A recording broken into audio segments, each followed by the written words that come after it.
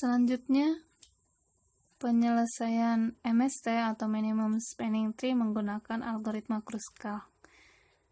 Jadi, yang dilakukan oleh algoritma Kruskal ini,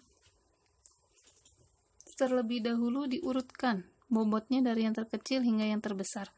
Jadi, dari graf yang diberikan, itu kita urutkan sisi-sisinya berdasarkan bobot dari yang terkecil sampai yang terbesar. Kemudian akan mulai dari sisi yang terkecil dengan sisi yang bobotnya terkecil.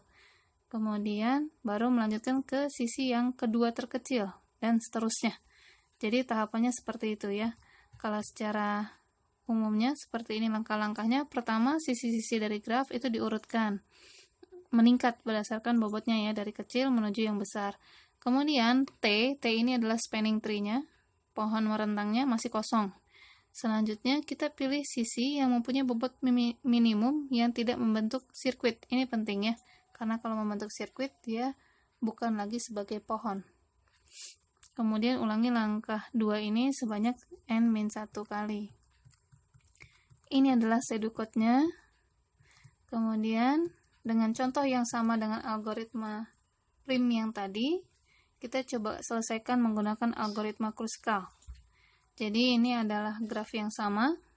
Kemudian diurutkan dulu langkah 0. Langkah 0 kita urutkan bahwa di sini sisi-sisinya bobotnya itu tidak ada yang sama semuanya. Jadi kita bisa urutkan dari yang terkecil sampai yang terbesar. Mulai dari 10 yang paling kecil, kemudian 15, kemudian 20 dan seterusnya sampai sisi 5,6 adalah 55. Nih ya, bobot 10 itu ada di sisi 1,2, bobot 15 itu ada di sisi 3,6. Ini penulisannya terbalik tidak masalah ya, 3,6 atau 6,3. Karena dia adalah graf yang tak berarah. Kalau berarah memang harus kita perhatikan penulisan urutannya ya. 3,6 akan beda dengan 6,3 untuk graf yang berarah. Kalau ini sama saja. Kemudian setelah diurutkan berdasarkan bobot, ini ada sisi-sisinya. Pertama, kita ambil mulai dari bobot yang terkecil, yaitu 10. 10 itu menghubungkan simpul 1 dan simpul 2. Berarti digambar nih, simpul 1 dan simpul 2 dengan bobot 10. Kemudian yang kedua adalah 3 ke 6 atau 6 ke 3 dengan bobot 15. Berarti selanjutnya gambar 3 ke 6. Seperti ini. Ini simpulnya masih belum ditempatkan sesuai dengan graf yang tadi ya. Jadi simpul 4 dan 5-nya masih di pinggir. Ini tadi 3 dan 6 dihubungkan dengan bobot 15. Selanjutnya 4,6, 20. Dari 4 menuju 6. Nah, kita pindahkan 4-nya sesuai dengan posisinya, yaitu sebelah sini. 4 ke 6 ini 20. Selanjutnya bobot ini ya 10, 15, 20 sudah, kemudian 25 yaitu 2,6. Berarti yang menghubungkan 2 ke 6. Ini sebesar 25. Hasilnya jadi seperti ini. Ini adalah simpul ke 6. Setelah 25, kemudian 30. 30 yang menghubungkan 1 ke 4. Kalau kita perhatikan dari langkah yang terakhir, 1 ke 4 ini kalau dihubungkan menggunakan bobot 30, sisi dengan bobot 30, dia akan membentuk sirkuit.